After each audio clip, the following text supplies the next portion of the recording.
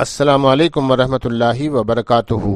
معروف عالم دین مولانا جلیل احسن ندوی رحمہ اللہ کی مشہور و معروف کتاب سفینہ نجات کے باب مسلمان کا حق مسلمان پر کے ذیلی عنوان جانوروں سے متعلق جامع بات سے حدیث نمبر 162 پیش کرنے کی سعادت حاصل کرتا ہوں۔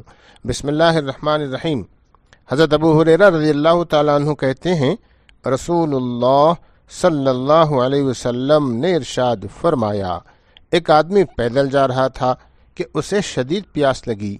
ایک کم گہرا کنواں تھا، اس میں اترا، پیاس بجھائی اور باہر نکلا تو کیا دیکھتا ہے کہ ایک کتا زبان نکالے ہانپ رہا ہے اور شدت پیاس کی وجہ سے گیلی مٹی کھا رہا ہے۔